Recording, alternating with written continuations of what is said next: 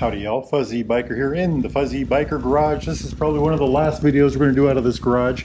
Motorcycle today is this wonderful Royal Enfield Hunter 350. Check that hot rod out. I've had it for about a week. Absolutely love these bikes. I've got a classic 350 myself, has the same engine. Just a beautiful little machine. This one's lighter, has a smaller front tire, a 17-inch front tire versus I think mine is 19. Right, so what is it? It's a 349cc single overhead cam, 2 valves, single cylinder, air cooled, oil cooled, puts out about 20 horsepower, has about 20 foot-pounds of torque. That's about 27 newton meters, and a nifty little 5-speed transmission. Now this transmission, like all Royal Enfields, this transmission and engine combination is just perfection.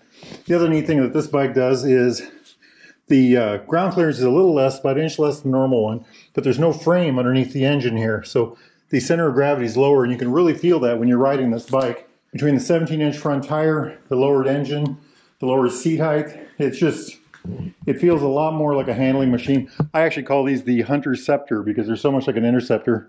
They feel so much like one. It's kind of a mini Interceptor. Something I like to point out right away is, see how this kind of swoops? Kind of a neat swooping line. I also like the way this kind of goes in here and this comes out here. Comes out in both directions. Just very well done. Blacked out shocks, blacked out pipes, blacked out everything. Silver on the front, yellow stripe. Jumping up here, we've got the gauge cluster. I call that the Oculus. Like a giant eye, you know, with a pupil in the center. You got an analog speedometer on the outside. And the inside, you got this nifty little LCD with a digital fuel gauge across the top. Gear indicator over here. Always visible clock and gear indicator.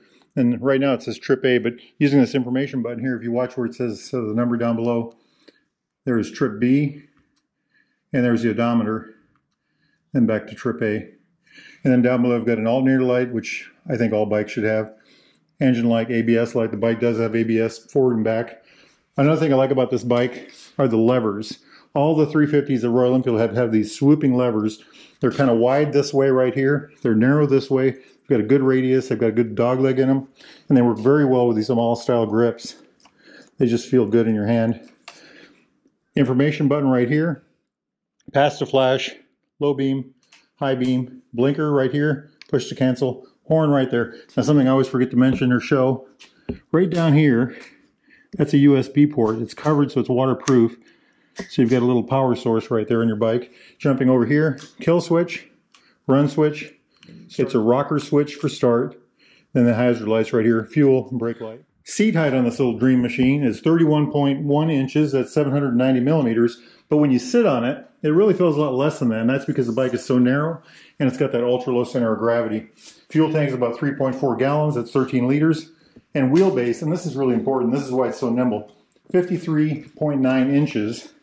That's about 1,369 millimeters. 400-pound weight too, by the way. 395, 400 wet weight. That's 181 kilograms. Got a 300 millimeter disc on the front with dual piston bi-breeze. The wheel is a 17. The tire size is a 110/70 on the front, 17. And the rear is also a 17. It's a 140/70 17. So it's a pretty wide tire. Pretty good looking tire too. The rear disc is a 270 millimeter with a single piston bi-breeze. Gorgeous little motorcycle, isn't it? I just like the way the whole thing looks on the back. Little jet fighter-y kind of looking thing, isn't it? Hot rod, huh? You know what? Let's get some gear on and go for a ride. Wahoo! Beautiful day for a bike ride. Sun's out of shining, about 50 degrees, no breeze. Well, except the one we're making ourselves. Ha ha ha! I love the way this bike handles in town.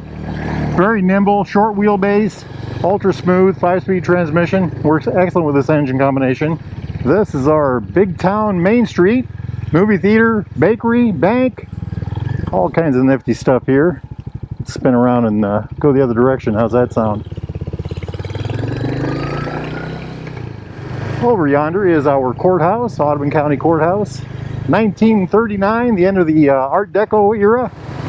Seating position, you're sitting leaning forward, but not a whole lot, but you are leaning forward more than you think. You do reach for the handlebars. The bars are, you know, away from you. Your knees are maybe slightly below your hips, and your heels are behind your knees. It's kind of a tight spot right through there. Not as much room as on my classic 350, and not near as much room as there is on the forward controlled Meteor 350. I think the Meteor 350 is probably the most comfortable of the three. This one's the most sporting, the most nimble, the most immature. How's that for a word? The Meteor is the most mature. Look at all that gravel, all that sand. There is Albert the bull, world's largest anatomically correct bull. So the bike in the garage is easy, pushes in and out, no problems at all. At low speeds around the parking lot, you know, out of the driveway, no problems at all. It's just incredibly good handling, lightweight feeling, well behaved, good mannered. This kind of riding is perfection. Does this very well. And I think it does a highway pretty darn good too. If you found yourself a nice curvy road, and I have, on this particular bike even, it's a lot of fun at, you know, 55, 65 miles an hour. How about the interstate? I think I would stay off the interstate on it. Maybe for short jaunts, as long as the wind's at your back.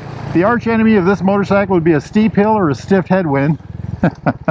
The wind at your back is awesome. It really makes the thing feel like a rocket. I love it when I want to go riding aimlessly, you know, where I'm in no hurry, no pretense of having a fast bike. You know, you just go out and enjoy the ride. If you want to develop your riding skills, this is the perfect motorcycle for that, I think.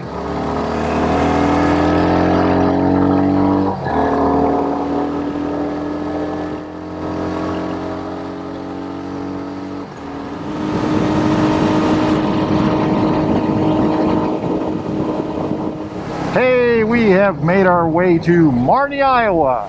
Little postage stamp sized town on the hill right over yonder. Beautiful little bike. We did a little bit of interstate. Amazingly, I was able to get it to read about 83 miles an hour. Had the wind at my back. That's very important. The bike handled it fabulously. Of the three 350s, this is the only one without the speed limiter on it. The Classic has a speed limiter and the Meteor has a speed limiter.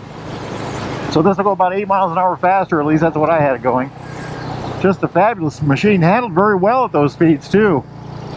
I really like this bike. It's an awesome little machine. So besides the way it handles, the way it looks, and all that neat stuff, there's three things you really need to know about a Royal Enfield. One is low cost of entry. You get over here to Baxter Cycle, you can get yourself one of these for about $4,500, I think, for a brand new one with a full 3-year warranty. That's the other amazing thing. Second thing is Royal Enfield makes about 1 million motorcycles a year. So there is an incredible aftermarket with parts for these hot rods.